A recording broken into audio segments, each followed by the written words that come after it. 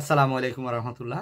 প্রিয় ভিউয়ার্স, প্রিয় ইমানদার মুসলমান ভাই বোনেরা, যে যেখান থেকে আজকের ভিডিওটি দেখছেন, আপনাদের সবাইকে স্বাগত, শুভেচ্ছা, অভিনন্দন জানাচ্ছি এমআরএস টিভি 12 চ্যানেলের পক্ষ থেকে। প্রিয় ভিউয়ার্স, আমরা আজকে আপনাদের সাথে শেয়ার করব 176 নম্বর ভিডিও। 176 নম্বর ভিডিওর ভিতরে একটি হাদিস আপনাদেরকে পড়ে শোনাচ্ছি, তালিম করে শোনাচ্ছি। আপনারা হাদিসটি মনোযোগ সহকারে শেষ পর্যন্ত দেখবেন আশা রাখছি।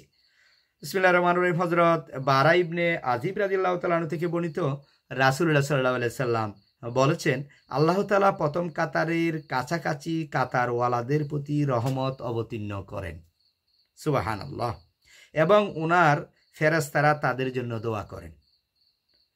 আল্লাহ তাআলার কাছে সেই কদমের চেয়ে কোনো কদম বেশি প্রিয় না, যা কাতারের শূন্যস্থানকে পুরা করার জন্য মানুষ উঠায়।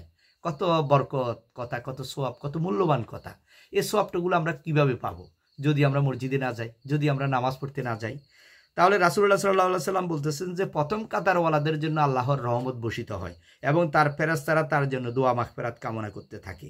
এবং আল্লাহ রাসূল সাল্লাল্লাহু আলাইহি সাল্লাম বলতেছেন যে আল্লাহ তাআলার কাছে এই কদমের চেয়ে কার কদম বেশি উত্তম, কার কদম উত্তম হতে পারে, ভালো হতে পারে, যে তার দ্বিতীয় কাতার থেকে সামনের কাতারে গিয়ে যে খালি জায়গাগুলো আছে, খালি জায়গা আছে, এটাকে পূরণ করে দেয়।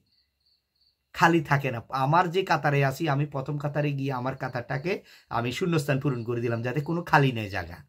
এবং একেবারে একজনের সাথে গা লেগে লেগে কাতার সোজা করে আমি দাঁড়িয়ে গেলাম। তাহলে এই কদমটা হচ্ছে সবচেয়ে বেশি সোয়াব, আল্লাহ রাসূল সাল্লাল্লাহু আলাইহি সাল্লাম বলেছেন। এটা হচ্ছে আবু দাউদ শরীফ গ্রন্থে এসেছে, 543 নম্বর হাদিসে এসেছে।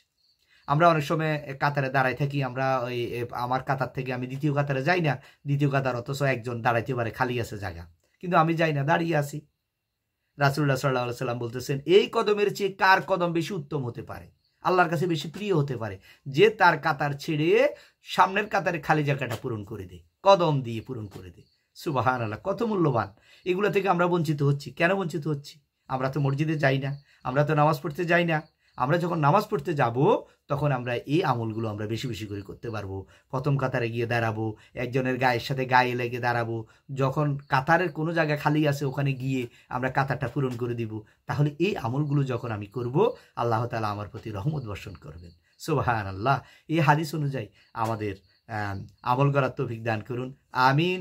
আসসালামু আলাইকুম ওয়া রাহমাতুল্লাহ।